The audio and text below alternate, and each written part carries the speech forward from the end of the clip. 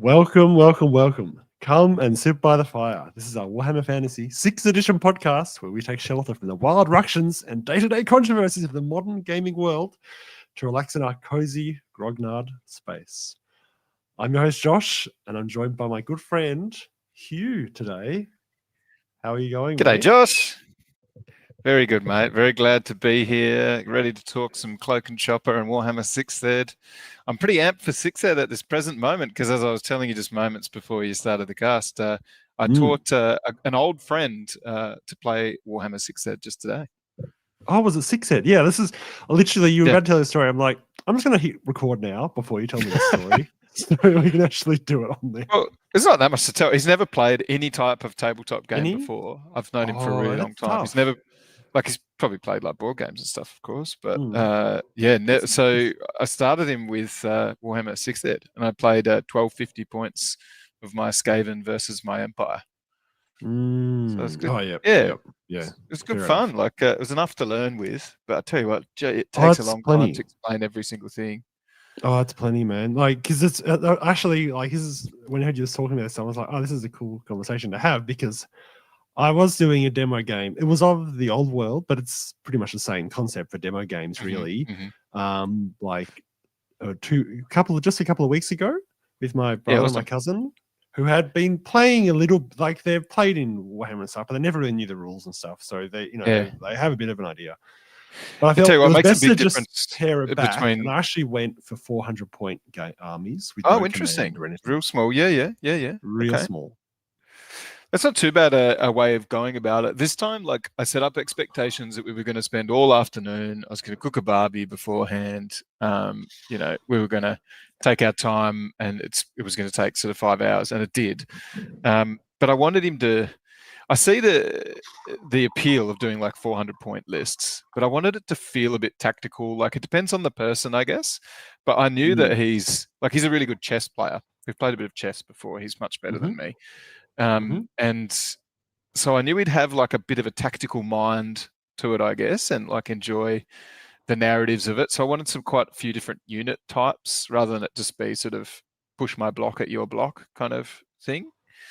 But at the same time, obviously, I didn't want it to be too completely overwhelming. I think I'd go a little smaller if I had my time again. Smaller. What I got with the 400 points was it wasn't it was still 4 units each side. So there were units of 2 guys, 3 guys and stuff, or a block of infantry of 8 or 10. So it was, because it was still 4 elements on each side, it still felt like there was a reasonable amount of strategy in it, even though it was really tiny. It also helped me. It made it easier for me to paint up the stuff because I was painting up these hides. I'm the fewer models I need to paint for this specific day where I'm probably never going to use these models again. The better. Yeah, that makes sense. Well, I just had the armies there already, and we'd been taking. It's been one of those things we've been talking about for years and years, and it just every time we booked it in, something else came up and whatever. So anyway, I'm glad, and he's the type he'll probably just play with me and the lads once in a blue moon. I would be a bit surprised if he actually went away and started collecting an army and painted it all. He might enjoy the painting side. He said he would enjoy that bit, but because of that, I thought, oh well, better give him the full experience. Yeah, makes sense. Yeah. Makes sense. It is different teaching someone who's new to everything though. When you roll. At least understanding to roll to hit and wound and roll armor saves and things like that. I've taught a few people Star Wars Legion lately because I've been playing that a fair bit and I've been running some events and stuff.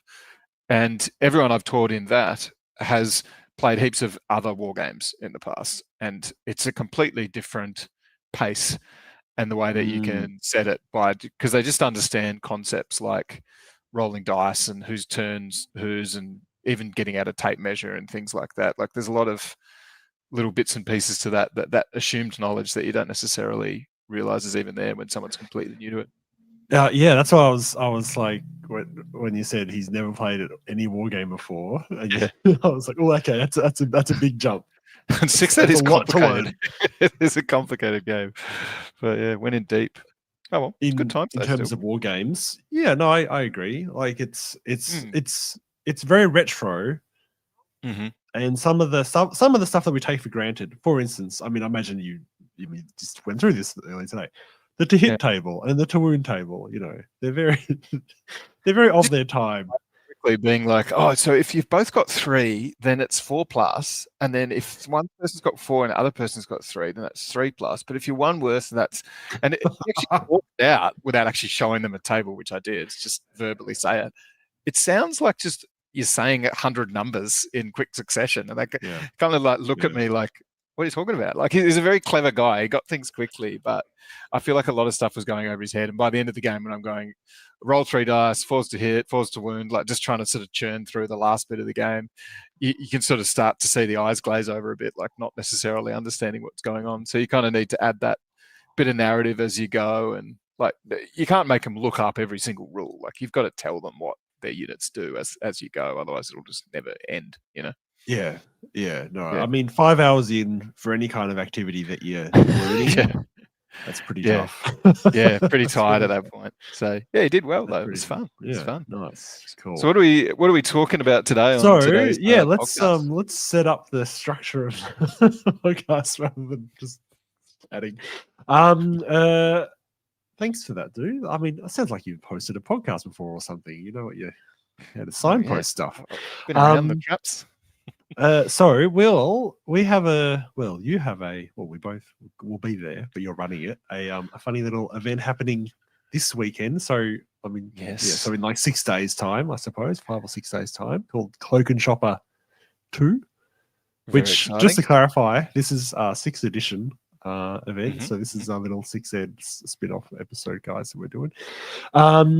Super exciting. So we'll go through the pack of that and some of the scenarios, and I don't know how much you want to talk about, some of the scenarios that may or may not be available to play. I think we can dip into a few of them, just have a little chat. Like, I'm not going to read through every single one, but there's quite a few. But a little sneak preview, I'd love that. That'd be sick. Yeah, a few cheeky extra rules that are going to be fun to play with and stuff like that. Yeah. I can't wait. I can't wait for this weekend. It's going to be so fun. It's going to be good. We're mainly talking about that. I just want to get this in before the event and just sort of go, let's have a bit of a sizzle about it. I did have a campaign weekend last weekend as well, and I can spend a bit of time going through the Ruin Pincer three player scenario that I played in, and just hit that a bit too, because that was a lot of fun with some mercenary shenanigans and craziness. I didn't make that one, but from what I heard on the chat, that sounded super fun. I had to run a Legion event, sadly, which was fine. It's fun and all that, but I hate missing the campaign day. They're so good. That's so fun. You missed you there. Yeah. Hopefully next month we'll see you. We'll see you again. Hell yeah! It's getting very intense now because they're getting a few shards now. It's getting serious. We're about to hit the big ruins as a bit of a climax. I don't know. I've got some things in my head about what might happen after that massive scenario. I don't know. We'll see how things play out, how everyone's feeling and stuff. Might need to do a special day for it, and set expectations that we're going to be there till the cows come home or something for the mega battle. I think so. And my timing of it, I'm thinking is this is a bit of a. I'm not sure this is a good podcast listening, but my timing of it is probably late November, so probably not this coming month, but I think it'll trigger the following one. But I think that'll be we'll look at doing it like a day-long thing. So set expectations for the other halves. Because everyone's always like, "Oh no, darling, I'll be home by 3." Honestly, I'll be home by 3. And then it's you're fine. Exactly right. Yeah, never is. It was novel though, because last weekend my partner's I was in Malaysia a couple of weeks ago, and my partner's still over there. And so when we were doing a 3-player game, I was like relaxed. I was like, I don't know where to be. No one else at home. No must other be nice. Responsibilities.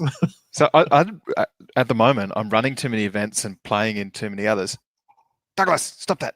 Sorry, the dog's digging up the foam off the couch. He's literally digging a hole in the couch. Little bugger.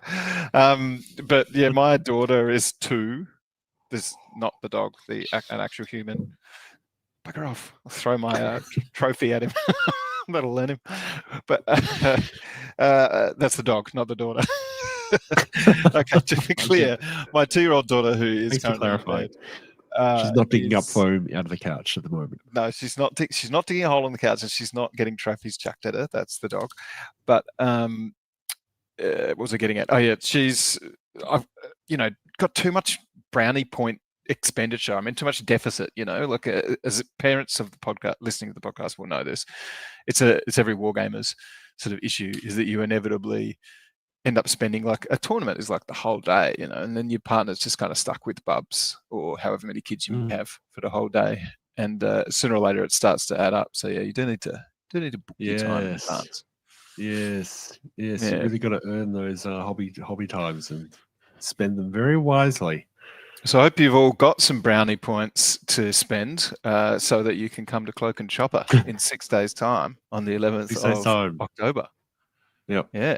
Yep. Yep. In 11th of Melbourne. Is it Coburg or Coburg Where's North? more I think gaming it arena? is. Gaming arena. Yeah. Okay. Yeah. Coburg North Gaming Arena, the best venue in town. All right, let's get into it. I will pop up the pack. Let's get chatting a bit more about the event. So as you say, this Saturday.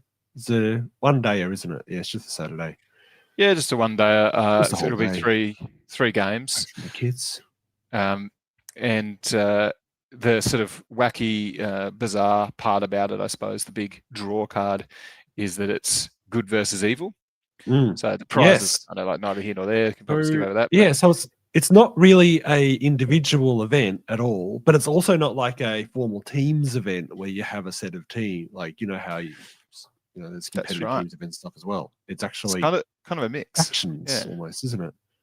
So you play individually, so you don't need to stuff around organising a team ahead of time, and you don't have to do any kind of pairing process as you might do with another team in a traditional team event.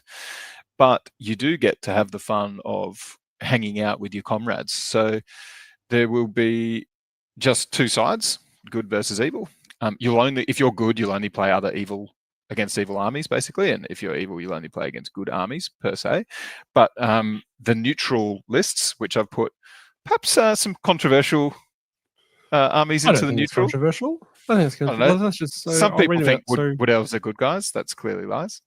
Oh, that's clearly lies, man. So good. We've got Brett's Dwarves, Empire, High Elves, Lizardmen. Then for evil, we've got Chaos, all varieties of Chaos, Dark Elves, Vampire Counts, Orcs and Goblins, Skaven, Chaos Dwarves, and in neutral, Dogs of War. That's an interesting pick. Dogs of War. I think that's controversial, but I see why you put it there. Ogre Kingdoms, Wood Elves, and Tomb Kings. All of which have got arguments they could be in different columns. Of course they do, yeah. But I mean, none of them you'd find to be completely bizarre joining the other side either, I think. No. And the idea is we've actually got quite a few players that play those three armies. No one plays Dogs of War, but maybe, who knows, maybe we have a Dogs of War. I love how you put it there anyway, just out of almost hope that someone is going to... I always hope someone's going to turn up with Dogs of War. They're awesome. But yeah, those armies, of which are reasonably common in our meta, I will just choose to put them on either good or evil to balance out the player numbers. And I think it's very, very unlikely that we'll have an unbalance in either good or evil through that factor line, effectively.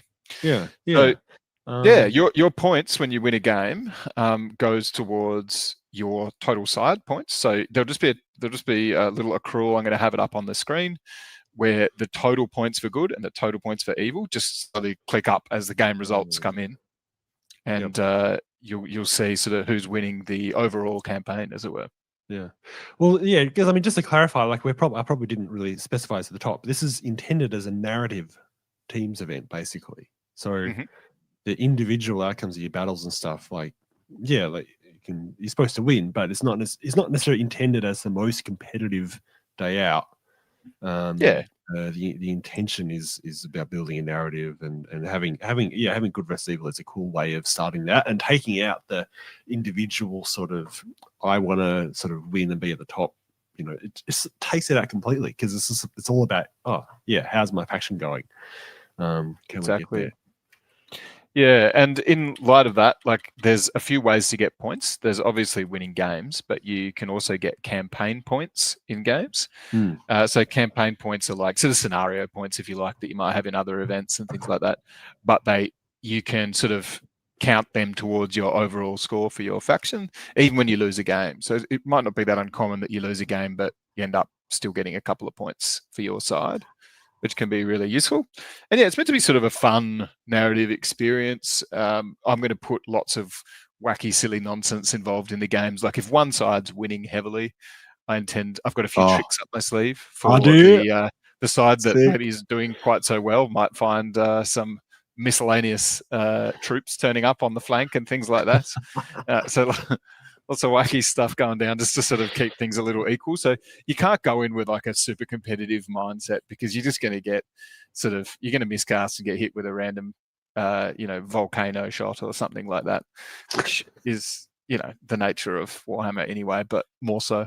Yes. I think that's the attitude that Six should be played in. And so that's how we're rolling. Yeah, it is. Yeah, absolutely. So where are we? Sorry, yeah, and then you've got a little narrative section here as well.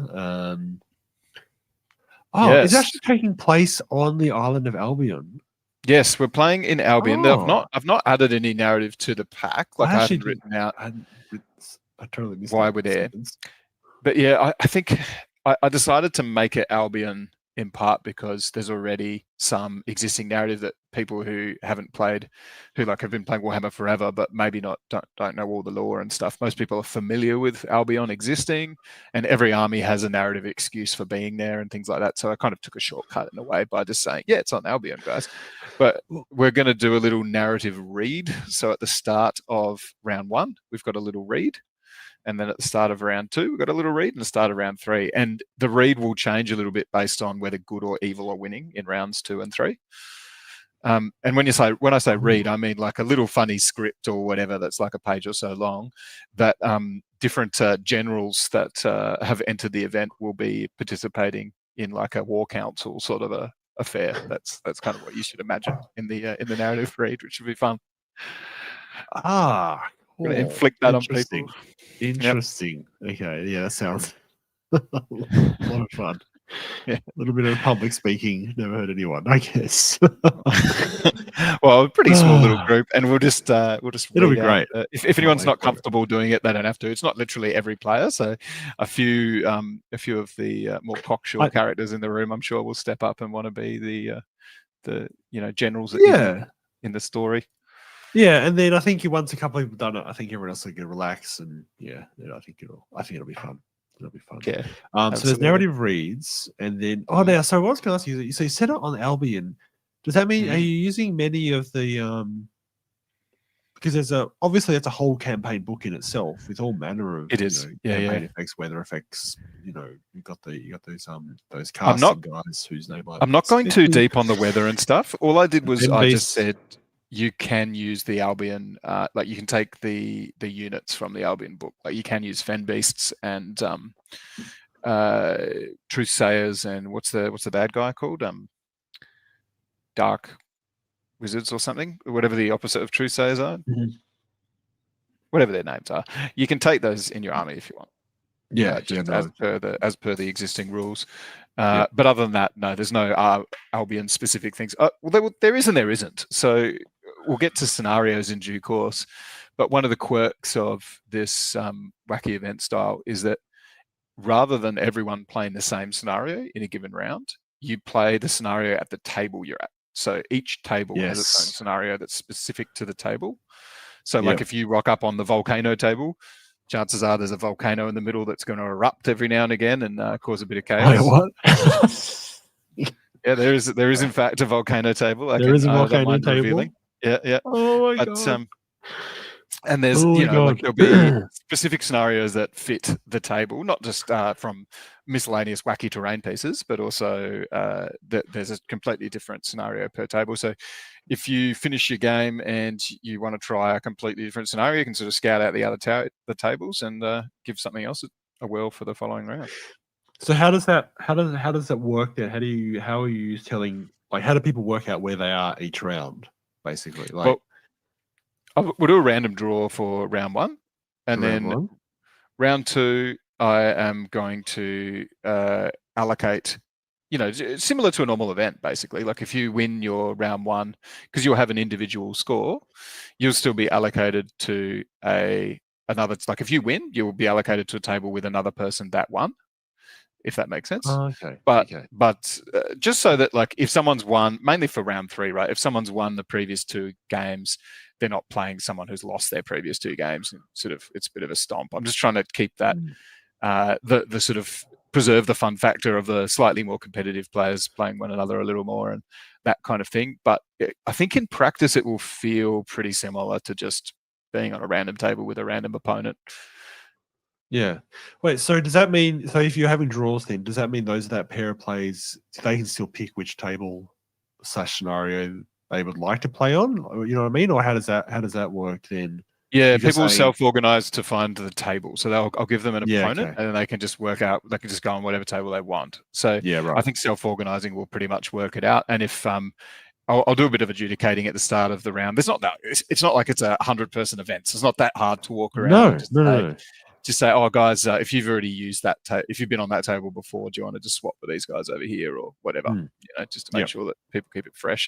Again, it's the kind of setup that probably wouldn't work with 60 people in the room over a 2-day event, but for 3 games with a crew of of your 20 closest Warhammer mates or whatever it might be, I think it'll work out fine. Yeah.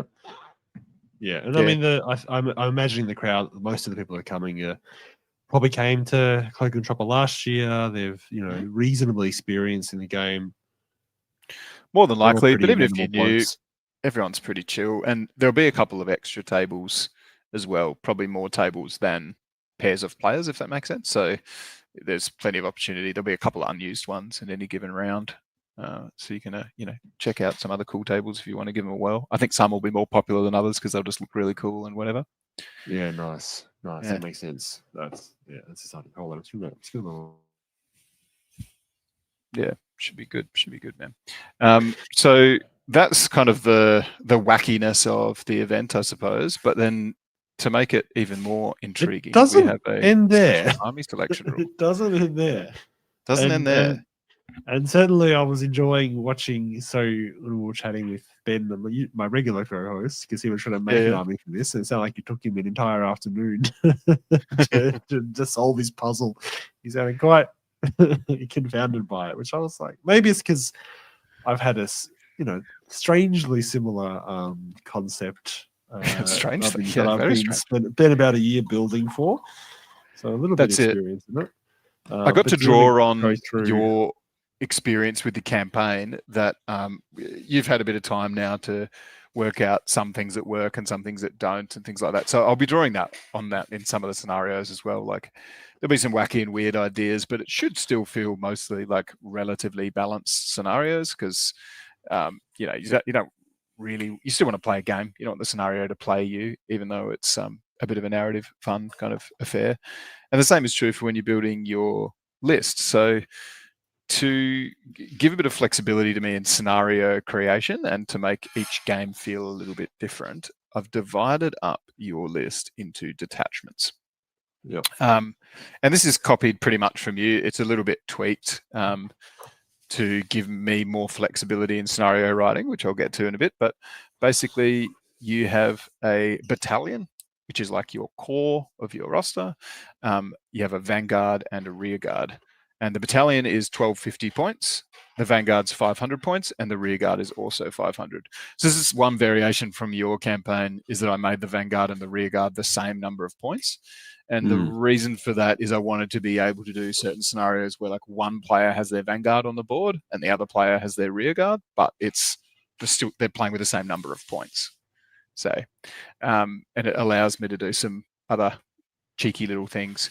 But then each one has sort of army restrictions within it, which aren't too dissimilar to creating a list of a similar number of points. Yeah, absolutely. Because the battalion is up to 2 characters, one of which can be a lord. That's usually the general. At least 2 core, and then up to 2 special, up to 1 rare. And then your vanguard is up to 2 heroes, no core requirement, up to 2 special, up to 1 rare. But then, interestingly, the rear guard, you've got a minimum of 1. Well, it must be 1 hero, no more, no less. At least 1 core, which is fair enough. And then up to 2 special, up to 1 rare. Now that does intrigue me a bit. What's with the requirement of a hero in the rear guard? Well, I just wanted the rear guard and the vanguard to feel a little bit different. So you can take a vanguard, say for example, which has 2 special choice sort of character units. Special choice cavalry units. Let's say you've got some sort of like dragon princes, for example, or something like that, and like a couple of eagles, and that could be your whole vanguard, for example. Or you could have a whole bunch of core and a couple of heroes, like a lot of flexibility there with the different ways that you can take it. But you can make your vanguard feel like a vanguard and make your rear guard feel like a rear guard, or you can not. So the beauty of this is that it all adds up to 1250 points, and you'll find it's a little bit difficult to pass if you're just listening and not looking at the pack that Josh is currently sharing. But suffice it to say that you can take a 1250 point army with exactly the restrictions of a 1250 point army. That is like 3+ core. You'll have a few more special and rare choices, and you'll have 1 extra hero choice. So you'll actually be slightly more flexible than a 2250 point army. But if you painted 2250 points to take to the previous Warhammer event that you went to, you can just take that army. It's fine. Like you can absolutely just take that army and just divide it up a little bit into these different sections, if you like. You should be able to more or less do that. Notwithstanding Spoon's difficulty of getting the points to balance it just so. Maybe you have to take a model out here and tweak a unit there, or tweak some magic items, that sort of thing. You can do it that way, or you can very thematically be like, here is all my cavalry is going to be in my vanguard, and my like rear guard is going to have like a mortar and a unit of great swords or something. You know, you can do it that way if you'd like as well. Yeah, it does require a little bit of tweaking, just because you've got 3 boxes to put your, if you're doing that where you've got a 1250 point army, you're dividing into these boxes. It does require a little bit of work to do it, and yes, depending on the level of efficiency you're aiming for, you can spend quite a long time trying to work that puzzle out. But you can tweak it, and hopefully people will have a bit of fun with playing it in a sort of a thematic way as well. Like the reason that the rear guard, to answer your question, which I've got back to in a bit of a long-winded sort of a way, but the reason it's got 1 hero in it is that there's 1 or 2 scenarios where that specific hero does a thing. Like they'll get a little. I was wondering that. Yes. Okay. So because we know you've got to have them, they get a thing. So that's an interesting sort of way of doing it. Like your rear guard person might become, let's say, your most valuable character for that particular battle. Interesting. Which is cool. Yeah. And I think the 5 characters as well is kind of interesting, because there's a lot of armies out there in Warhammer that have some like cool different hero choices. I'm thinking warrior, priests, assassins, that the engineer, that wacky unit that like it's just so hard to fit in a normal 2250 point list in the 4 hero slots that you have available, because you like need your general and you need your wizard and you need whatever. Certain things like synergize with your army, and usually you either run out of points or slots for those extra dudes. And I think hopefully this will encourage a few people to rock up with some of those more rarely seen kinds of choices as well. Yeah, absolutely, man. Like it's getting some interesting stuff on the table, which is what you want to see for these kind of events. A couple of other little things. So you have special characters on a case-by-case basis, I take it, sort of thing. Yeah, it's basically just every special character you like, really, but just don't take like Zacharias the Ever-Living or something ridiculous like that, because which I'm not sure you could legally fit that particular example in your points, actually, because he's like 1,000 something or other points. That'd be maybe there's a way. If you could get 2 core units in couple of units of left of and 12 Zacharias the points, Ever-Living. And Yeah, no, Zacharias. that's a resub, just because we want to actually play Warhammer. But for the most part, special characters are pretty squishy. Like you can take them if you want to use like Core Hill or someone, or like some wacky special character, get him on there. Let's have a bit of fun. Yes. And we also play with hidden information, which we did for last Cloak and Chopper too. That's a Cloak and Chopper tradition, but as Warhammer as it was intended. Yeah, I do like playing that. Although I must admit, what I'm most a fan of is actually the feeling that, I don't want to keep it back to the campaign, but that feeling of you may or may not have hidden lists, where there's always a possibility of having closed lists or open lists. And it sort of hedges it, because it's like you can't rely on a gotcha, but sometimes those hidden stuff that otherwise would be useless could come in handy. So I feel like I'm enjoying that sort of weird middle ground. Maybe I might write Scouting Party into one of these scenarios, actually, just get a bit of cheeky list reveal action. That could be a bit of fun. Yes, love it. Yeah, we'll get it in there. Get it in there. And I think you want everything to be painted, which is very fair. It's all painted this time. You're required to be fully painted and based, and fully painted is as defined by what a painted miniature looks like, which is fair enough. Left open to interpretation. I couldn't be bothered to define. Which is great. Everyone knows what a painted miniature looks like. Everyone knows what a painted miniature looks like. That's right. But the other thing, I mean, this is increasingly the case. Old world bases are fine there. I mean, it's just that they're a bit bigger, harder to move around. Are you gonna have? You've written in there. You're gonna have a template on hand to establish hits, or look. I'm not playing in the event, so I won't have to. Like, I'll have time as a TO to walk around and help out with tables. I haven't actually created this magical template that I vaguely am intended to create, but what I intend to do instead, I guess, is if you're hit with a mortar and you're on old world bases, therefore you'd get less hits, because your base is a little bit bigger than you should do if you're on the smaller base, for example. I might just go over and look at the table and just fudge it a little bit. Just be like, oh, you get an extra couple of hits or whatever. Like, it's just in the unlikely event that anyone tries to game it in some way, which is just so unlikely. It's not even funny anyway. People are just turning up to have a bit of fun, and it is mostly a disadvantage anyway. It's only really if you've copped like multiple flame templates on your infantry unit or something over the course of the game, which doesn't even come up all that often. So I think that's a very fair approach. It's not. We're not. It's just to be more inclusive, not less inclusive. Like if you've got your old world army, I'm not going to make you rebase it and just come along and have fun anyway. The game plays out all right. Yeah, the game actually plays fine, really. Like, it's actually a minimal problem having slightly larger bases, really. It's mostly a disadvantage, as I said. Like, it just makes your units a little bit more awkward to move. So they just take up a little more space. Yeah. Unfortunately, it does mean they're more likely to clip a piece of difficult terrain and get stuck there for a couple of turns. That's it. When they die, the panic bubble is just that much bigger. That's sort of fun stuff. Yes, lots of fun stuff. Yep. And shall we actually hit some of these scenarios then? Because that's sort of how. All right. So that's the format. I've got a few scenario examples in the pack itself, and then maybe I've got a couple of cheeky little peeks beneath the kimono, if you like, to I'd love reveal to see behind the kimono. Podcast exclusives. But wouldn't we all? But the two examples we got there is one's flanking maneuver, which is basically you deploy opposite one another with your battalion and rearguard. So you've got your 1750 points deployed as you would normally on a pitch battle, so 12 inches on, all that stuff.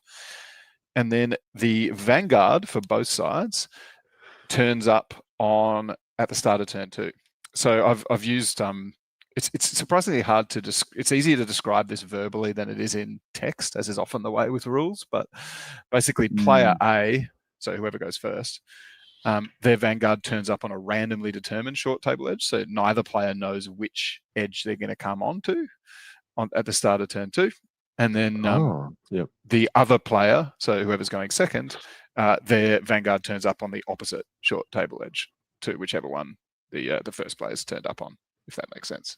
Yep. So in other words, if you're fighting north to south, I'll randomly determine if I'm player one whether my Vanguard turns up on the east or west board edge, and then whichever one it doesn't turn up on, the opposite edge is where my opponent's going to turn up. So both armies kind of need to deploy and play in a fairly cagey manner, I think, in the sense that like you don't want to expose either of your flanks too wide. Although, you know, you could go a bit wacky and like put most of your army on one side of the board and just sort of hope that's the one where your Vanguard turns up or something. Like, you know, it's up to you. But I imagine it to be kind of the core of the army slogging up the board. This is a full 2250 point game, but 500 points turns up on the flank with your mighty Vanguard.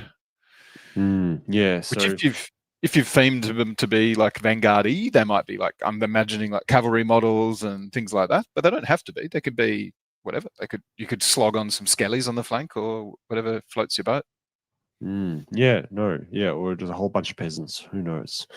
So, but the Vanguard, looking at this, so it's as if they pursued a fleeing enemy off the board, though. So they can't. I take it they can't charge on the turn they arrive. That's right. They can't charge on the turn they come on. So you're not charging till turn 3 with your Vanguard, basically. Mind you, if you're not charging on turn 3, probably you've done something wrong. Turn 2, you're in a very good position to move onto the board. You've got the whole short table edge to play with, so you should be able to move. Yeah, right. Yeah, so including deployment zones. So you should have quite a bit of freedom.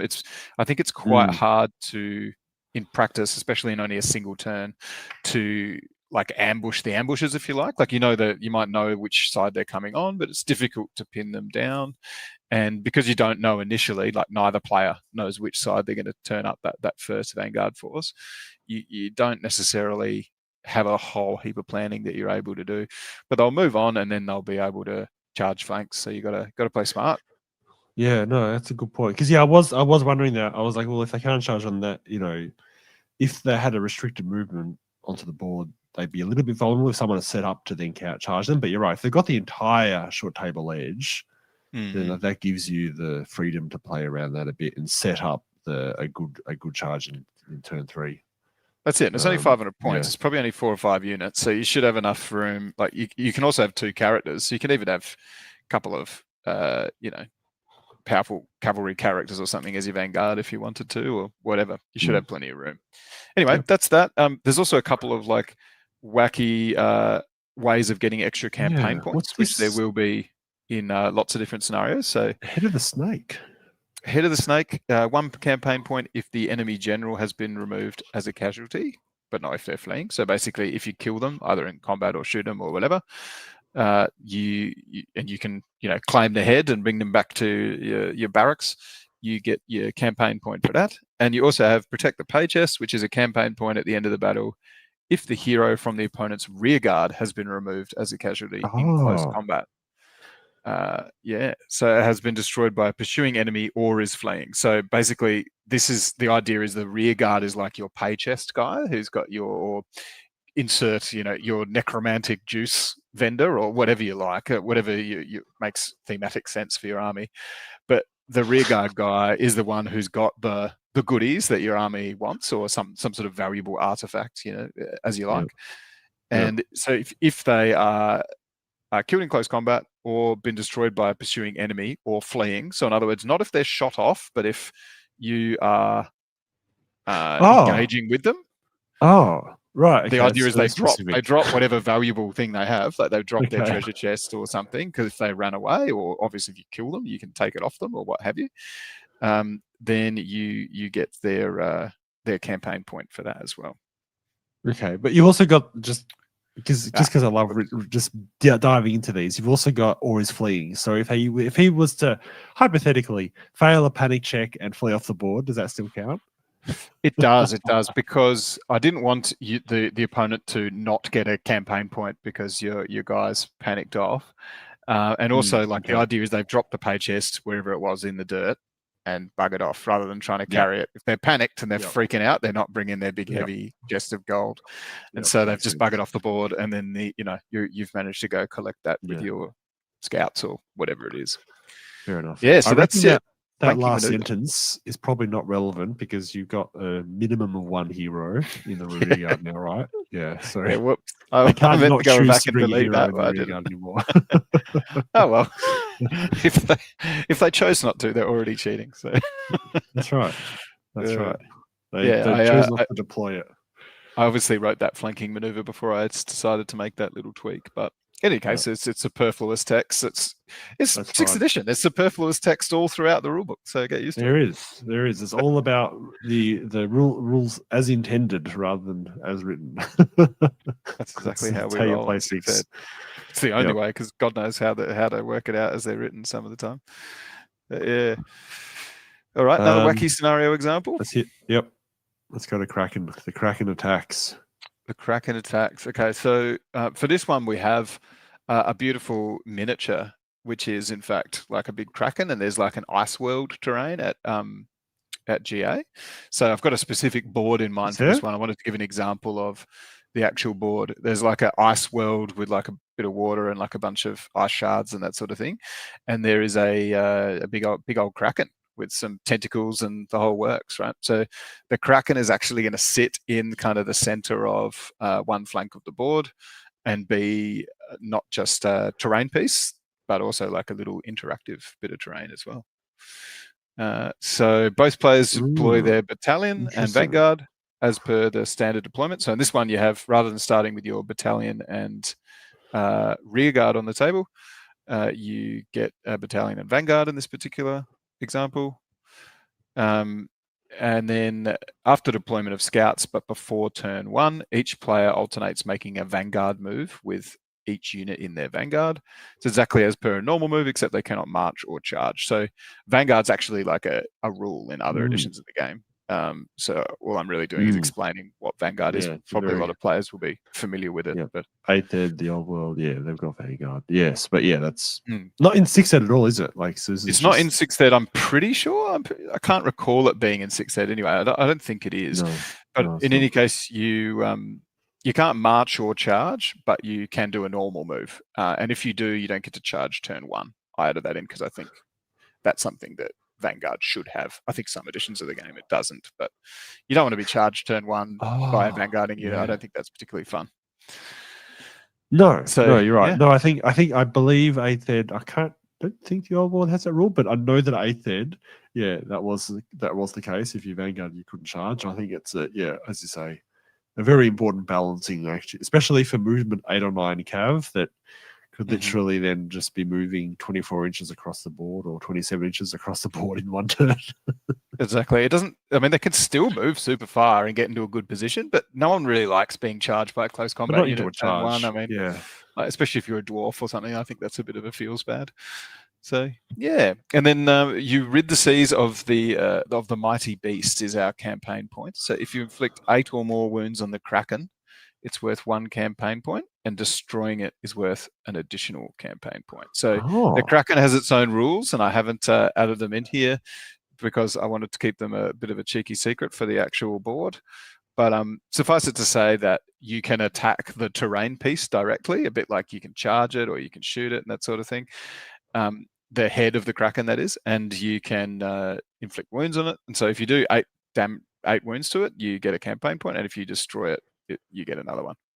So if your opponent does most of the wounds and then you finish it off, you still get to sort of be a cheeky kill stealer and get at least 1 of the campaign points to it. I can totally see it happening more than once this weekend. It's going to be you can claim the Kraken. I think that's pretty good fun. And so the Kraken is fairly still. He's a bit of an iceberg, but he does do, his tentacles do flick out and do a bit of irritation on the board as well. He's a bit of a troll, the big scary Kraken in this scenario. Cool. I'm keen to see how he works. Keen-eyed listeners or keen-eared listeners, I guess, will recognize that this is a 1750 point game. So there is no rear guard in this game. So this is a little bit of a smaller game, which I felt, and that will sometimes be the case. And the idea is that keen-eyed more than me. yeah, I can compensate the fact that the Kraken itself is a little bit rules heavy and a bit fiddle faddly, but you've got a few less points on the board, so yeah, you're playing a slightly smaller game. Yes. Yeah, no, surely it wouldn't be too many extra. I'm wondering how many rules this Kraken has, but no, I think it's just on the board. So it's just adding more stuff to do. Yeah, surely. Yeah. It feels more rules heavy than it actually is. Like you would know from writing campaign rules, you intend for something to be relatively simple, but then when you actually write it out, like there are no rules for charging a bit of terrain in 6th edition. So you have to write all this stuff about like when you come into contact with the terrain, then you can fight, and like models in contact can fight, or everyone in the front rank can fight. Like you got to answer all these questions that are inherently not in the rule to at least some vague extent, so people get a feel for how it's meant to work. So it ends up being rules heavy feeling, even though it should be reasonably intuitive. Yeah, and it's tough because there's nothing worse than sitting down at a table to play a game and spending half an hour reading a bunch of rules. Seeing like 3 long paragraphs of text you gotta read through to see how something works. Right. So all things have to be in balance a little bit with these sorts of things, don't they? Yeah. And luckily, I'll be roaming around, just helping out a little bit and that sort of thing. So hopefully, we will. If we have any confusion about the rules, we can sort it out. Yeah, I mean, would you likely, like, if there was odd numbers, would you end up playing? Do you think, or do you have no? I will not be, because we have a 3-way table. Which we may or may not use. We may or may not use it. We may not. So the 3-way table is designed. If you have 2 3-way tables, in which case you could. I could do 2 actually. You know what? I didn't think of that. I guess I could, so that you can potentially use both. But to cut a long story short, the 3-way table has a bunch of ways, a bunch of rules to make 3 players work, and is otherwise quite bare bones and simple. It's just your battalion, and it's 3 players, and you battle it out all in all. The idea being, that way I no matter what happens, I'm not playing. There's no need for a Gumby, and no one has to sit out and whatever. Yeah, no, it makes sense to just run the battalion, because 3 players, fair bit of points on the board already, and then it does. I mean, obviously, because you have 3 sides, it extends the game significantly. Yeah, it really does. It really does. And I'm going to have to be a little bit clever to keep that working. But I think I've thought of some ways of expediting that and making it work out. So yeah, should be good. I did think about doing a 2-on-2 table as well, but ultimately decided not to for that reason. Basically, I want to keep the game's actually ending at a reasonable time, because that'll be at least 2,500 points aside, and it just takes too long. Yeah, I mean, that would only work if you didn't have rounds that were concurrent. You know what I mean? Like, yes, exactly. That's also something I played with, but decided I want people to be able to feel confident they can get their 3 games in, especially if they're traveling. And I don't know, I'm already tweaking so many rules and adding so many wacky things into the game that I wanted to perhaps limit the madness just a little bit. No, I think that's very fair. And the thing is, the games, if there isn't a time pressure, I find that it's very easy for games to stretch out and drag out, and then you end up spending like 4 hours or 4.5 hours getting one game done, and then you only play one game rather than 2 games maybe in that period, or 1.5 at least, Whereas I find most of the time in 6th, if you're fairly efficient about it, you can get through usually 6 turns, really, but at least 90% of the game, at least that's it, out in the 2.5 hour window. It should be enough time to knock it out. You do. You kind of do. You know what it's like on the campaign days, right? And apart from anything else, you don't want. The beauty of this format is that you could open it up to be kind of non-concurrent rounds, so like people just play as many games as they want. And initially I was thinking about doing that way. Still might do it that way in the future for a different event, but probably there's going to be at least a few people that rock up, play 1 5-hour game, and then decide I don't really have enough time to play another one, and then nick off early, and then you got people leaving at all different times, and it's a bit of a different vibe. It's not necessarily a bad thing, but becomes a bit of a games day, I think, rather than It is a games day. like a tournament style event. I mean, I guess it is kind of a games day, but yeah. But it would have a different atmosphere to structured rounds. This is more of a hybrid thing, I think. We're still got a significant amount of organization the way we're used to, the way in a one-day sort of competitive tournament type thing. But just the game itself and the structure and the scenarios were just dipping our toes in a more narrative approach, which is exciting because this is the type of thing that I would love to see more of in the community. Like even like with the old world events and stuff, everything is competitive tournaments. Like 1 day, 2 days, it's all about rankings and all that kind of thing. And we don't have much of this sort of approach in either edition really up to this point. So in terms of any organized 1 day type thing. Yeah, it's nice to have a mix, and it's a bit ambitious. Like it could be that people don't connect with it as much as I kind of hope that they will. But I mean, worst case scenario, 10 of us end up rocking up because a bunch of people go, you know what, I'm pulling out of this. I'm not interested, and I want to do something else. And we have like 5 good versus 5 evil, and have an absolute blast, and like a variety of tables to play on. Like, doesn't sound like a bad time to me. I think we kind of can't lose. Yeah. No, I think it'll be great. It will be. It is weird that it's the good versus evil thing is quite curious. I mean, I guess it does depend on how many people are actually there. But it will be strange to go, oh, I can only play against half of the people that are there, or effectively. Yeah. I think it doesn't have to be The thing is, like that's a narrative thing, and to be honest, even if they're uneven, like having a good faction in the other side is not going to be the end of the world at all. Like there's fluff justification for a Bretonnian army to be in the bad side, the evil side, or if it has to come to it, I kind of doubt it will, but it is possible. I guess we can always just say that you put on an evil hat and it convinced you to turn to the dark side or something like that. Whatever. Yeah, Lusalon themed Bretonnian exile Bretonnian. Yeah, whatever works. It's all good.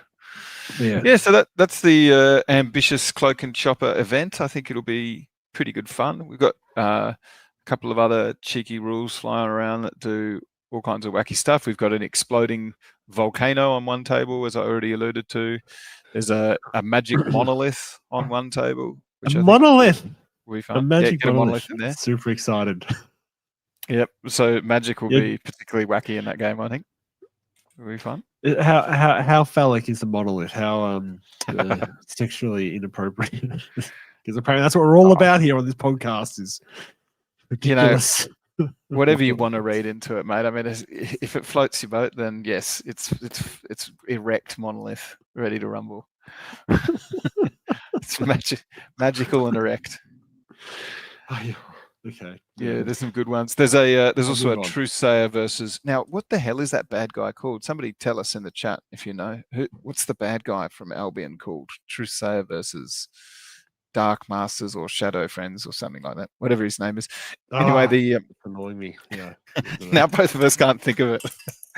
But there's one where there's like a good mist that's flowing onto the battlefield from one side, and like an evil mist that's floating on from the other side, and like the evil one will benefit the evil forces a little bit, and the good mist will benefit the good forces a little bit. Like each turn they slowly kind of encroach toward one another in the center of the battlefield. So I think that's a kind of interesting scenario as well. Like in a way, evil inevitably has one strong side and good has one strong side by virtue of their magical kind of accompaniment. And you can do stuff like that when you've got good versus evil. You know that there's going to be a good side and a bad side. Yeah, that does. That's cool. The narrative sort of frames the rules writing a bit. And I'm keen to see how these scenarios you design them, because having it as a self-contained scenario does mean you can go for that kind of interesting effect, but not have too many layers that it is sort of slightly hard to follow or confusing, which I find sometimes with the campaign, because it is a little bit procedurally generated, you end up with a few different things going on at the same time, and everyone's like, "What do I do now? I forgot to roll for see if the fog triggers today." Or, all this stuff. That's it. I can just take like a few of your good ideas and put them in one particular scenario, and then all people have to keep track of is their normal armies plus like one or two interesting tweaks is kind of the idea in each one. But some of them will be battlefield affecting enough to be relatively significant. And I do have a prize for the player that loses the most points to miscellaneous terrain effects and such like. So whoever's the most unlucky and either loses the most points to mercenary units that are not in the opponent's army, or to, like the volcano or the kraken or what have you. Yeah, we should have really clarified what the prizes are, because the prizes are very interesting. You've got what is it? Chosen of the Chaos Gods, you've called it, which is that one you described. The players whose army takes the most casualties from environmental effects. Yep. Which includes terrain and merc units not included in an opponent's roster, and scenario oddities. Yeah. I'm not going to go around keeping track with a clipboard for every single person every time something happens, but people can sort of put their petitions forward for the Chosen of the Chaos Gods and see. I'm sure someone's going to have a story of the most nonsense game ending thing where the escaped assassin popped out of the unit or something or other. Absolutely. And I think it's not just necessarily just like a strict who takes the most. It's also about the context, I think, of course, where the game state is and how badly it made you lose because this key unit happened to flee the table because I had to have a panic check out of nowhere. Yep. Yeah, I love it. Exactly. This is what we want to hear from that particular one. And then I've got best sportsmanship and best painted.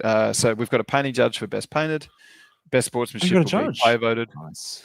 It's just a regular player who knows their painting. Just because I don't particularly like judging it myself. Best sportsmanship as voted by the players, and then the coolest army. This is one that I want to pick out. Just like someone who takes some cool narrative choices.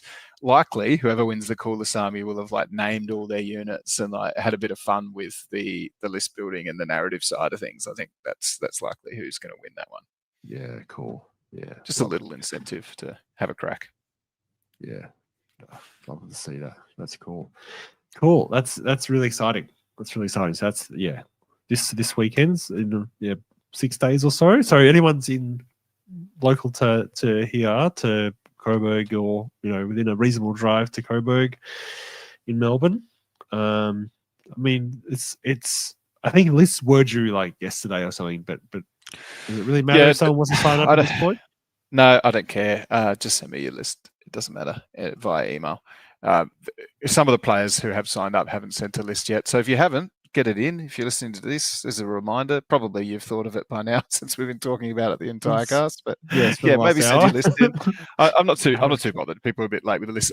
The whole reason to send a list in the first place is just to give me the opportunity to veto if anyone's really, really taking the piss. Just because I want everyone to sort of have a good time. But typically, no one really does in the community anyway. And I'm pretty forgiving. Like I'll let people take most stuff. Like most of the ones I've seen so far look not dissimilar to what you'd expect to see at a normal 2250 sort of tournament. So it's not like people are taking uber squishy stuff, but neither do we expect to see, I don't know, insert cheesy 6th edition list here because we just want to kind of be able to play the narratives and have a bit of fun without feeling like we're going to get ruffle stomped off the table before we even had a chance to have a go. And everyone gets the concept of the 3 lists okay? Like, haven't anyone having trouble with it or submitting something that was like, no, that's not actually the design of this kind of thing? Well, I took ages to come out with the pack because I put the event up like 8 or 9 months in advance or something. Like it was really far in advance. So by the time I finally came out with this pack, I'd got about 28,000 questions from people just saying like, what is that? Like, tell me what the list is so that I can work it out. But then as of yet, people seem to be understanding I must have written it well enough, I guess, that they understand what battalion, vanguard, and rearguard is. I suppose the big question that a lot of people ask, even though it does actually say in the pack, I say a lot of people, probably like 2 people, but it does say in the pack that your battalion is in every game. And a couple of people made the comment like, oh, I don't really know if I'll like be able to play this army because I don't know if my general's going to be on the field or whatever. It's like, no, you do, because your battalion is in every single game, and that's where your lord choice is as well if you want to take a lord. So you will reliably have like, and I felt that was necessary for this sort of event, because I don't want people to like feel that they can't take their general. Certain armies, for example, like they kind of quite rely, like undead, for example, like not having a battle where your vampire doesn't turn up doesn't sound like a particularly not at all. game. No, that would never be the intent for sure. And even in when I design the campaign, the battalion's always there. The only time it isn't have a certain is amount we of had to reliability. shoehorn in a 3-player game where there was an allied player coming in on the board or something like that, and suddenly they, but that's just a unique circumstance to try to facilitate an odd number of players on the day. Yeah, I think it's quite interesting how people approach Magic as well, because of course you've got 0 to 2 characters in your battalion, 0 to 2 in your vanguard, and 1 in your rearguard. So you've got up to 5. And some people take the approach of going, stuff it, I'm just going to have a wizard lord and a wizard in my battalion, and then like no wizards in the other armies, so that I can reliably have like the same amount of wizards in every battle. Other people have got split wizards pretty evenly between them, so some games they'll have a lot of wizards and some games they'll have not many if they're like vanguard and rearguard don't turn up or whatever it might be. So it's interesting, people not knowing the scenarios in detail. It can can play a few games with your head when people go, oh, where should I put my level 2? What should I do with this guy? It's kind of fun. It was interesting because I'm taking my Bretonians, and the army list has a requirement for a minimum of 1 paladin BSB in the army.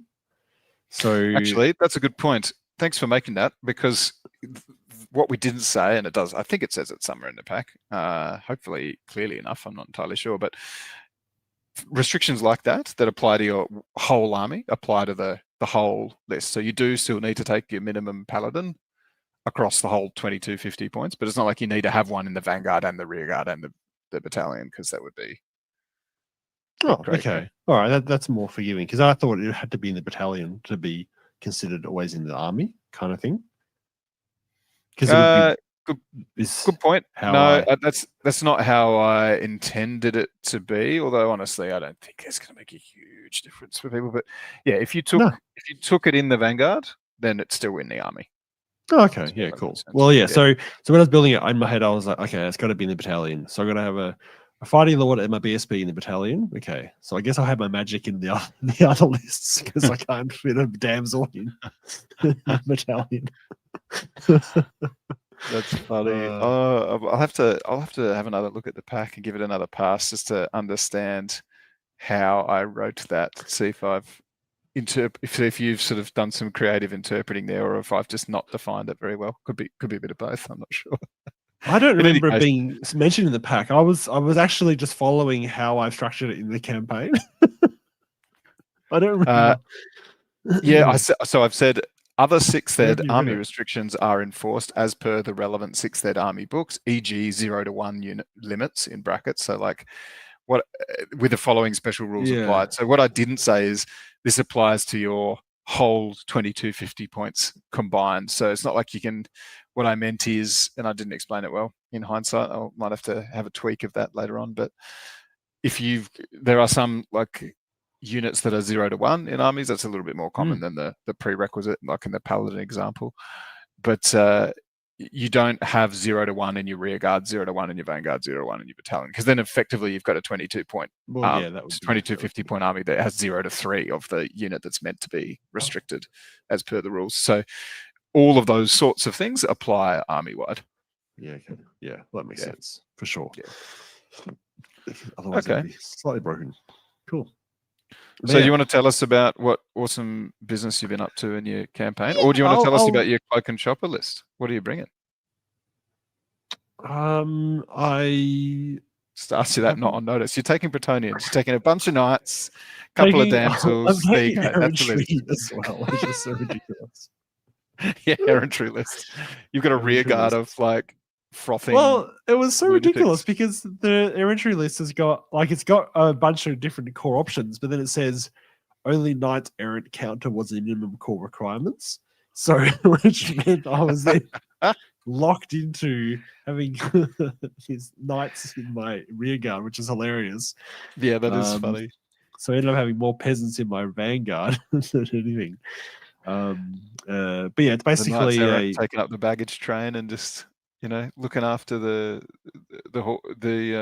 wives and children at the back there. But then as soon as the battle kicks off, they just get hot blooded and charge off into the distance. They just leave the baggage behind.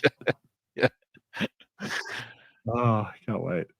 Because I basically ran just a fighting Brett Lord, a BSB, 2 units of Knights Errant, some Peg Knights and some Questing Knights in the battalion. I think Questing Knights are not bad in 6 Ed. And then the Vanguard, I've got all these peasants. So I've got some bowmen, I've got 2 units of mounted yeomen, and I've got a couple of damsels.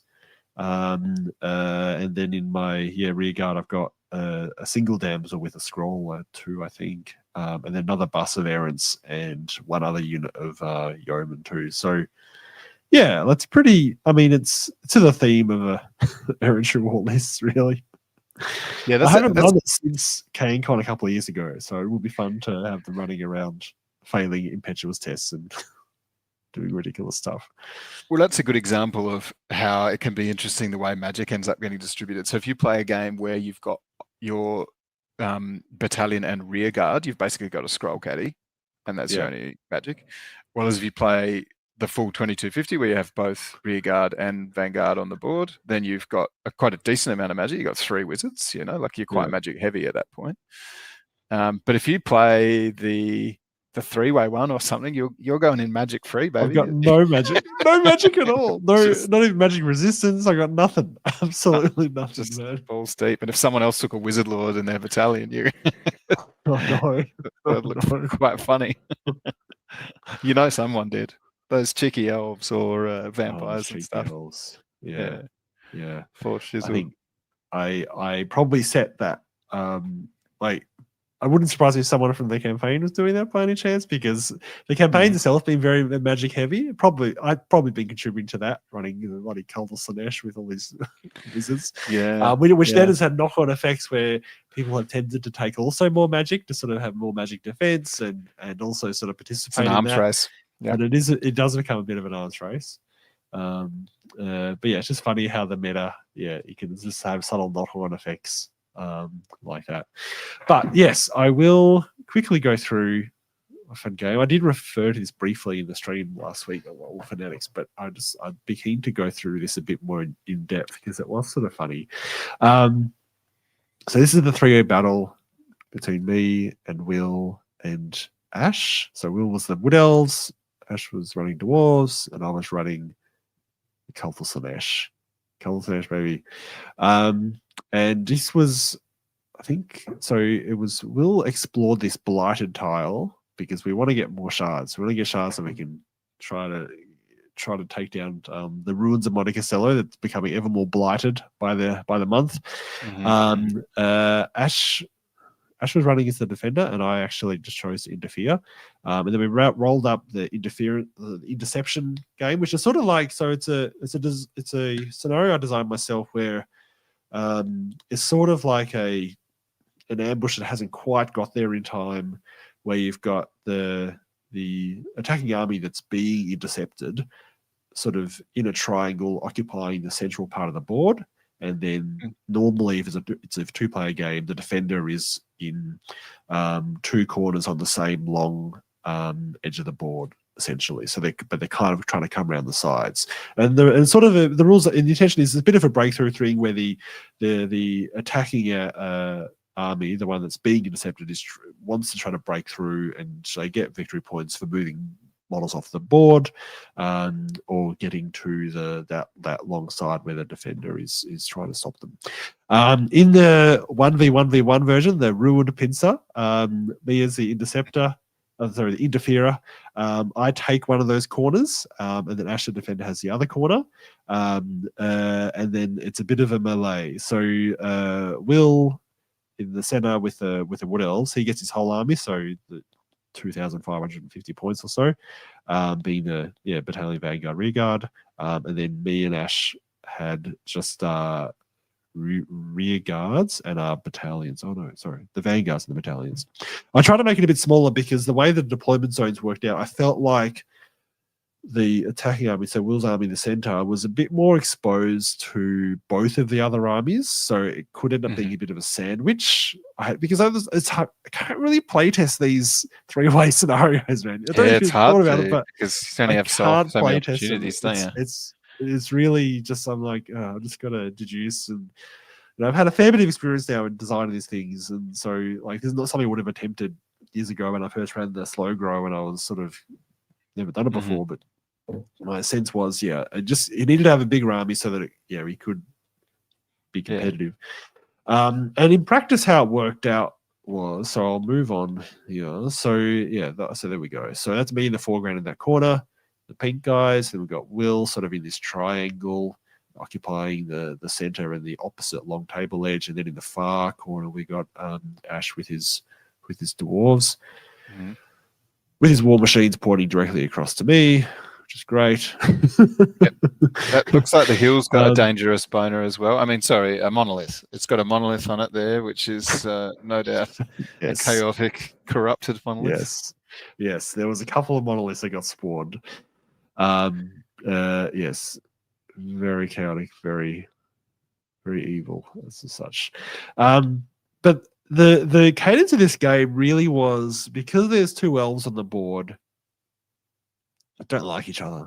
So Will and I ended up sort of getting in and punching each other up, while the dwarves were kind of happy to sort of shoot at the monolith that was near them, because there was 2 monoliths on the board. And then sort of when they got tired of that, they started shooting at us. That's sort of how it felt. And Will and I both sent sort of flyers towards his war machines at various points to try to knock him out.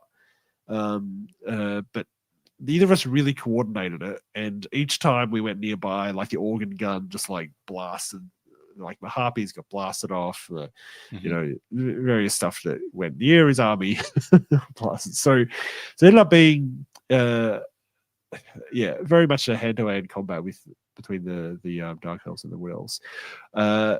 Probably one of the most ridiculous things was I actually had the Volans Venators down in the foreground next to the forest there. So it's a mercenary company. Now, we haven't had much of this happening yet in the campaign, but it was so exciting because Will has deployed his Way Watchers with a Way Watch hero in the forest right behind it. And I had no idea what he was thinking. I actually didn't realize he had a character in that unit when he deployed this, by the way. I had no idea. Right. And then next minute, does he need to have like a special Way Watcher ability or upgrade or something to be able to do that, like Super Scout as well? No, that's a Way Watcher. No, but I mean, doesn't the character need something or other as well in order to Super Scout with his homies? He probably does. He probably has some sort of Way Watcher kindred special. Yeah, it's literally a Way Watcher kindred. Right. Yeah, so you can buy a Way Watcher kindred. Yeah. So he snuck in behind you, and many listeners may not know that you have sort of florins, which are like your currency that you gain from having territories at the start of the turn and this sort of stuff. And one of the things you can use florins for, of course, is dirty bribery. Absolutely dirty bribery. So you still got to roll a dice. You don't just automatically buy these mercs off. You roll the dice, which you can spend florins to re-roll, although in this game we didn't need to. You roll 1 dice. If you roll a 4, the mercenary is distracted by the garbled to land and then can't move that turn, which is actually a rule I think I found in an advantage. I think it was a Warhammer skirmish scenario for these. I think it was mercenary ogres in this skirmish army, so they had that as a rule. And I'm like, this is great. I'm going to have that. I'm going to steal that one. But then on a 5-up, they swap sides, but you've got to pay the 2 florins if you roll the 5-up.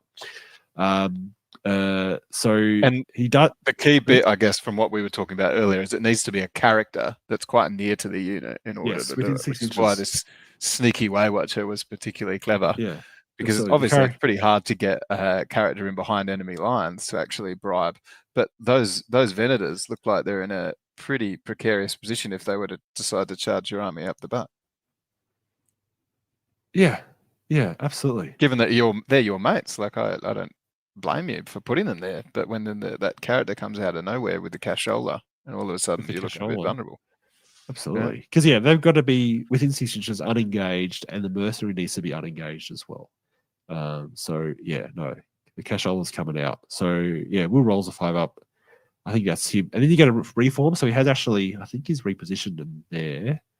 So they're just facing in a slightly different actually.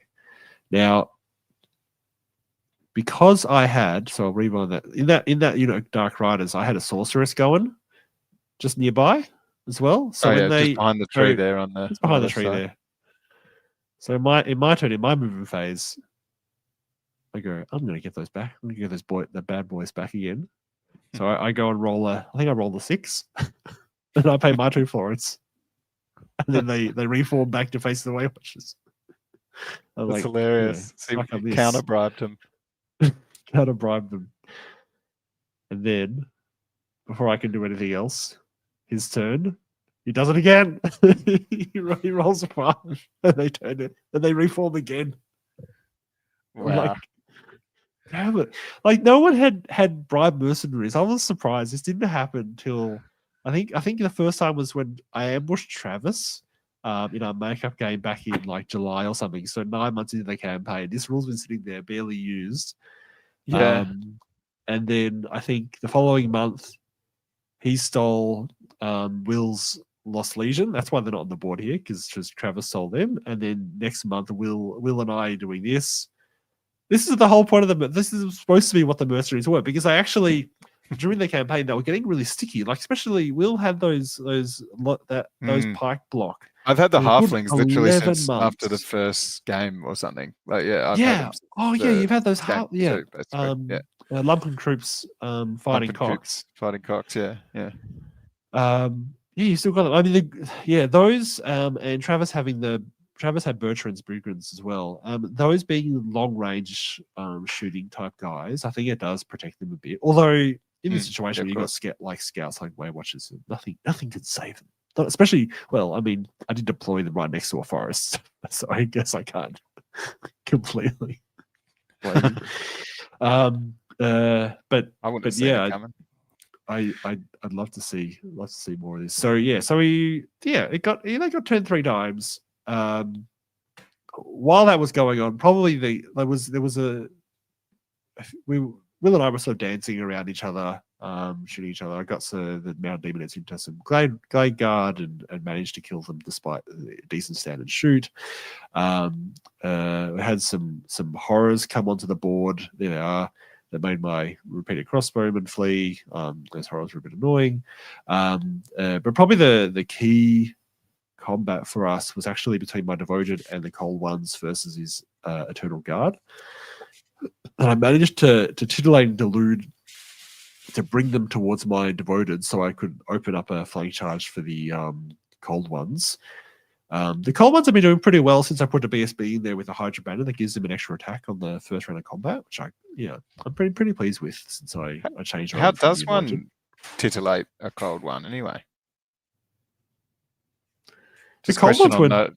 Question without notice there. The Cold Ones weren't titillated. The Eternal Guard were titillated. The Cold Ones Eternal Guard. Okay, of course.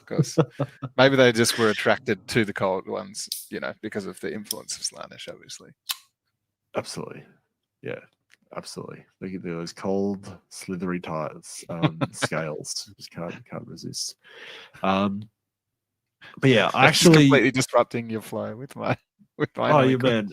I completely lost my plan of thought. Those Cold Ones and the Devoted going in, they killed like 11 Eternal Guard, but they were stubborn, so they held. Yeah, stubborn's a hell of a rule. Stubborn's great, man. And then the following turn, I killed all but one. I think there was one. I think it was just a standard bearer that was left because I had to kill the champ separately. And the noble was in there as well, so Imodeth. And so they're only stubborn because they have a character in there. That's how it works, right? So because the character if you kill the character, they might run away. Yeah. So the character had like a 3-up ward against non-magical attacks. So the character was proving quite difficult to remove. And then I thought I'd done enough to kill all the Eternal Guard off anyway, and then at least make the character so he's not summoned anymore. And then I think he rolled 2 armor saves out of 3 of his 5 ups on the from the Devoted's attacks, and the Standard Bearer just hangs around. So he's got 2 models left, and they're stubborn. I'm a rerollable 9. So it's like he just hangs around. I'm like, no. Because by that point he's got all these Way Watchers, some War Dancers coming in. He's got the other the mercenaries, the Volans Venators. Now he finally has them, and my sorceresses have to run off. To make matters worse, there's not that many Eternal Guard left to kill, so you're not getting heaps of combat res out of them in the next combat when you get flanked by his other guys and stuff necessarily. So yeah, exactly.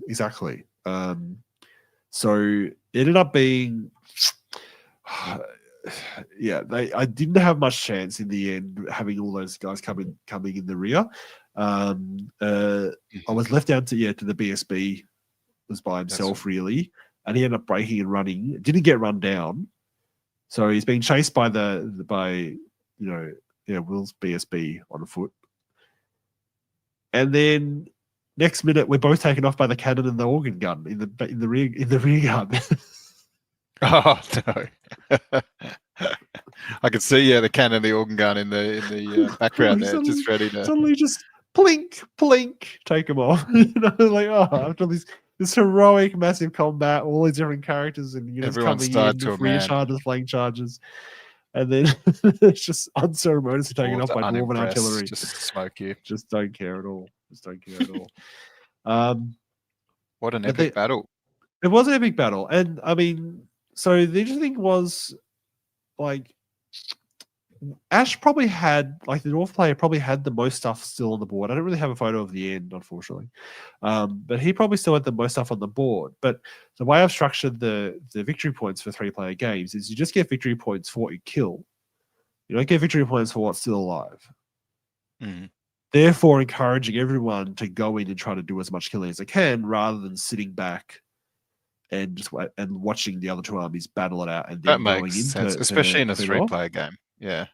You've got to do it like that. So, and obviously I've got rules for, like, if something dies in your army that hasn't been killed by another player, like a cannon misfires and explodes, the victory points that it's worth is actually just minus from your total. So you still get the penalty for it dying, but it's not like it's basically like that's smart. Yeah. So can you talk like what other rules tweaks have you had to do to make 3-player games work? Like things like magic phases and stuff. Like, have you done anything? Yeah, man. Anything else?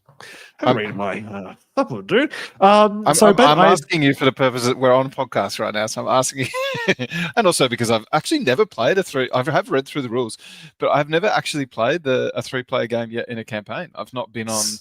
I've only played 1v1 so far. So there's a bunch of good rules in the 2003 the compendium, which actually has, yes, indeed, reasonably good rules for it that I adapted from it. Not all of them are great. In terms of, I didn't like the deployment zone examples I had and that type of thing. I felt like it wasn't designed to, like, I think the one they had was like a pitched battle with the third army just on the side. I'm like, it doesn't really have the third army involved. Like, the other 2 armies are too close and they're just going to hit each other, and then the third army's going to come in afterwards. And I felt like you need to have them all sort of equally distributed. So my pitched battle deployment, which looks a little bit like, is it the Jamaican flag? Yeah, I think it's a Jamaican flag. It's the one with, like, it's got the, like, a triangle on one side and then to the top. Anyway. Yep, I'm with you. Yeah. So it's got much more equidistant. You got the third player on the side, much more involved. Anyway, so the thing I did really like about those rules is the magic phase, because it actually is quite well designed. Because the problem with 6 Ed is that, compared to the old world where it's essentially just an ability where you can dispel it, it is quite an in-depth phase, and it's designed for a one-on-one sort of cat and mouse, baiting dice and that type of thing. Wasn't really designed for a third player to be involved.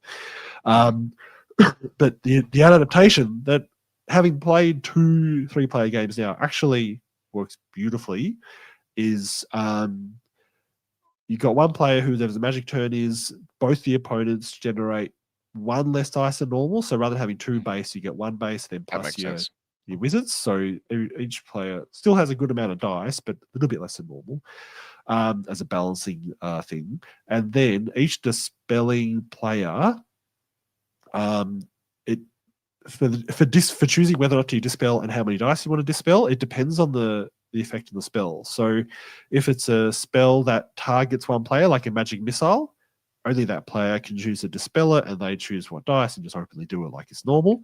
Gotcha. If the casting player is casting a spell that either affects units from both armies, or it's a buff spell that affects neither army, both those players actually need to secretly select how many dice they're going to use, like a bid, simultaneously unveil how many they're going to dispel with, or a scroll, and whoever bids the highest has to then enact the dispel.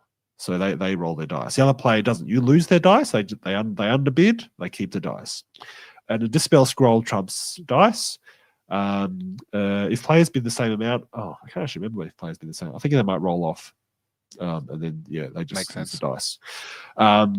So that way, there's a little bit of a poker thing, because it's not like the two players are colluding to decide how many dice to use. It's really about how much they want to, how important this spell is on an individual basis, and it creates a little bit of an unknown sort of quantity. So and there's lots of ways you can do that sort of bidding. I suppose you could, like, because I've actually done cards, as you've probably seen, where people actually pick like 0 dice, 1 dice up to 6, or a dispel die as a card, and actually just unveil it together. But technically, I feel like you could also just do like put a number of dice under your hand or something, and then unveil at the same time. That type of thing might work. That's got a bit of flair to it. Yeah, I like the fact that sort of it encourages you to bid low, in the sense that you want your opponent to use up their dispel dice. And you get to keep yours for a different, like, you want them to dispel it for you, in effect, and keep your dice. But on the other hand, you don't want to just bid 0 or 1 on like an important spell that you really need to stop either, because otherwise it's like the other guy might also do that. Then it just adds a little bit of je ne sais quoi. But this is honestly what I'm concerned about with my 3-player scenario. Like, if you're fairly familiar with that, say the compendium rules or something, you'll probably be fine. But I don't want to make it too rules heavy, especially in a situation where I want them to move through the game quite quickly. So it's kind of a balance, actually, and I'll probably spend more time worrying about that one scenario than like most of the others combined, and then proceed to not even use it when the even number of players rock up anyway. I don't know. We'll see, I guess. To be honest, I'm not sure how else you would design it for 6 Ed. I still have a functional magic phase. That particular, don't get me wrong, I think that magic phase works perfectly. I think that's lovely. But like, if you go too far with it, like particularly once you get into combats, I think to an extent you might need to fudge it, because I can't expect people to sit down and read 3 pages of rules about close combat when there's 3 different players fighting in the combat at the same time. Like, there's got to be a certain amount of work it out. What's the problem with combat? Well, isn't it confusing that, like, okay, so you got 3 regiments that are all fighting the same combat. Let's say my dwarves and your high elves charge a dark elf unit or something. I don't know. The 3, like, they each have their separate combat resolution. Each player has a separate combat res. Yeah. Right.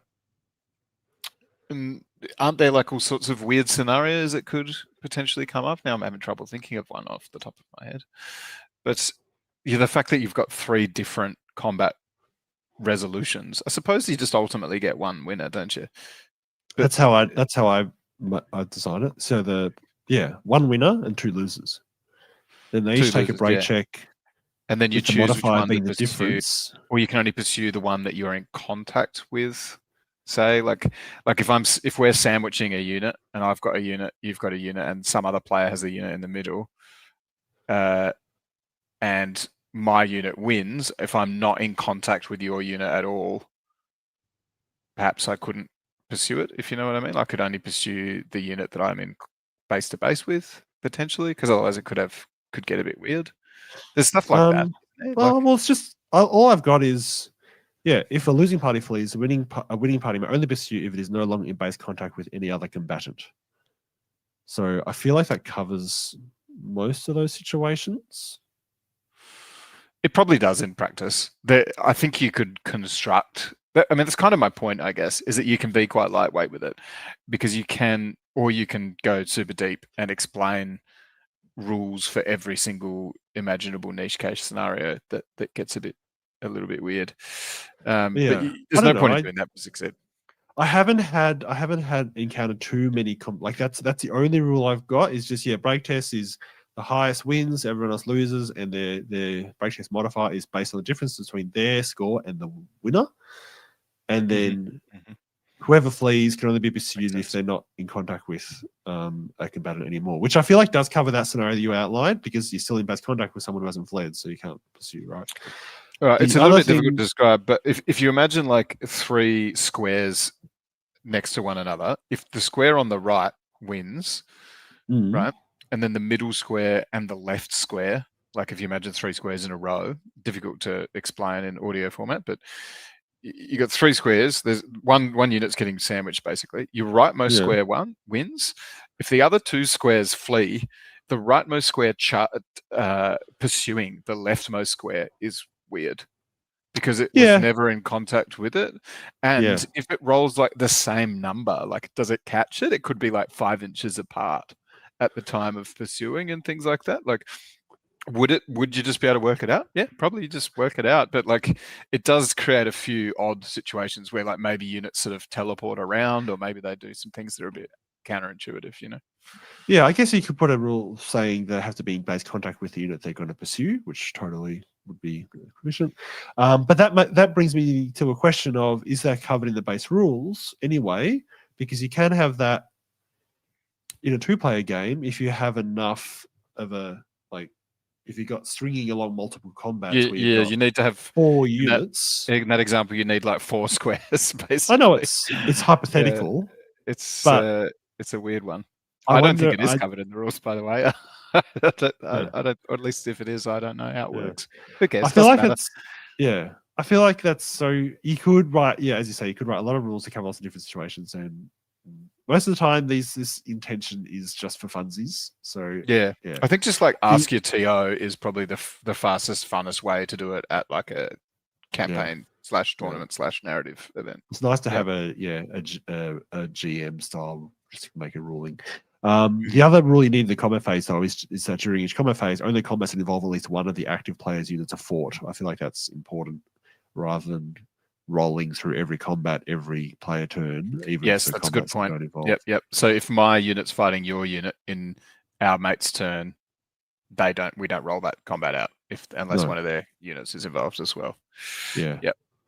It does create situations, of course, where you could have a unit that fights effectively 3 times per table round instead of the usual maximum of 2, where you fight your turn and your opponent's turn.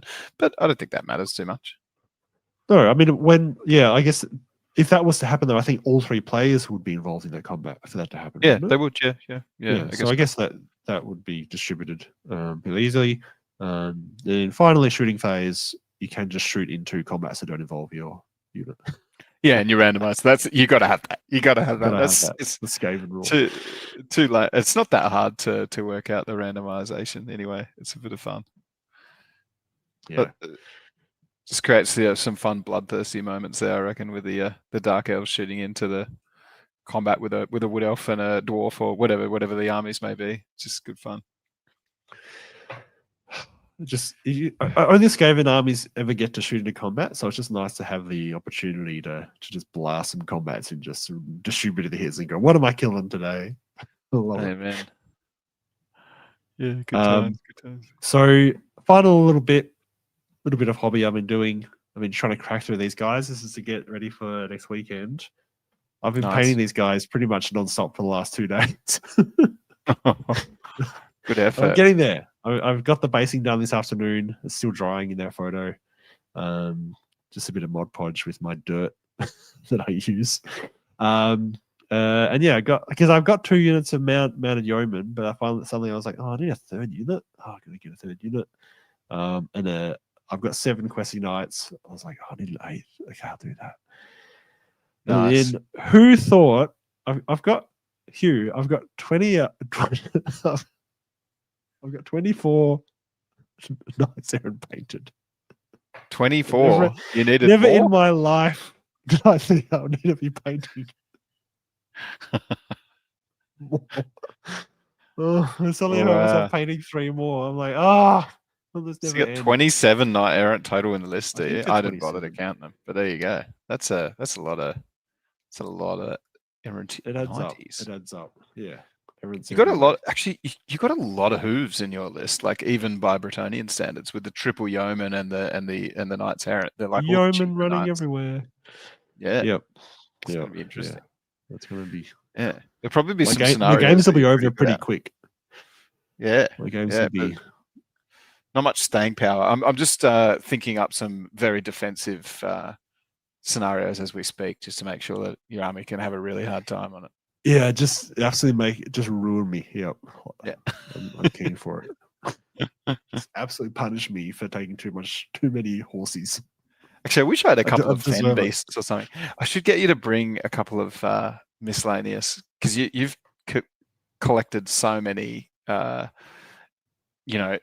your standard army figures over the course of the campaign. Like, you've painted basically a whole demon army, haven't you? And like various other bits and pieces to use for the campaign. Yeah.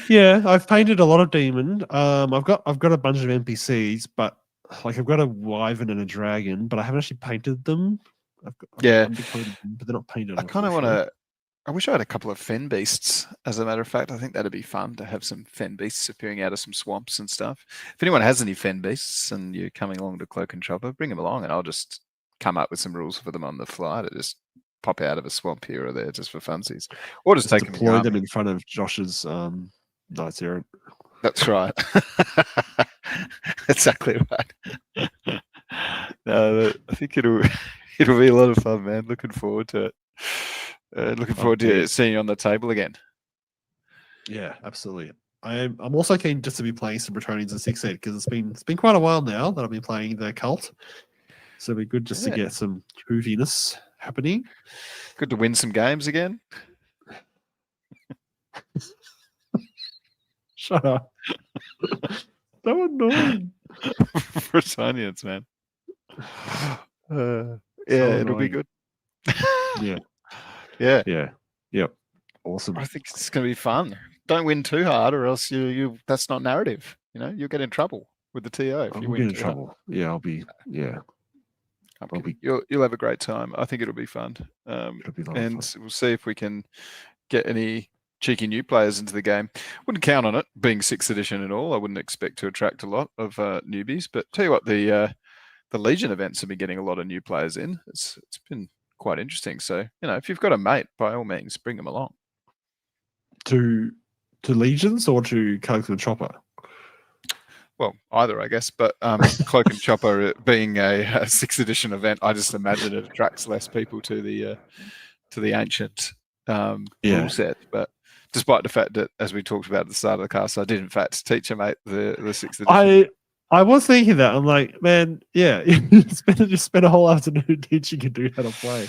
I did. Although I think going from having played one game to a 2250 point event is probably a pretty big leap. But it's a narrative one too, which I would argue a narrative event is actually a higher cost of entry than actually a competitive event. I know it sounds weird because competitive, it's like, oh, competitive, but there's less rules. It's actually just you play your army, you got set scenarios, and I think you're right. There's a bit more to keep track of, and even just playing, you sort of got to play in a certain way and sort of maybe be across your own army rules quite thoroughly, at least, so that you can incorporate in the rules for, say, the Kraken or something a little more easily. Well, if you're spending the whole time trying to remember what it is your models do, you might find a bit of overwhelming having an extra few things in the scenario. Yeah, well, that makes me think, just to dwell on that point a bit, because we, over the course of the 6th ed campaign, we've had multiple different parties, a few people here or there, sort of like, oh, I'm interested in joining up and maybe join the chat group and have a look at the stuff.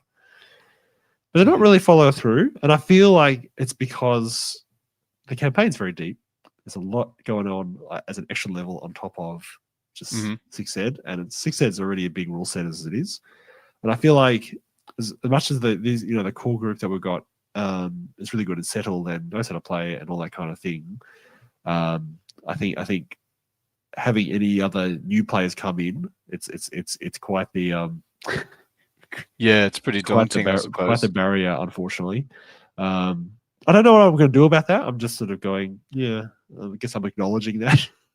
I don't know if I'm going to change anything or do anything. I actually quite enjoy this specific group of guys we've got now. I'm like, well, let's just keep playing together.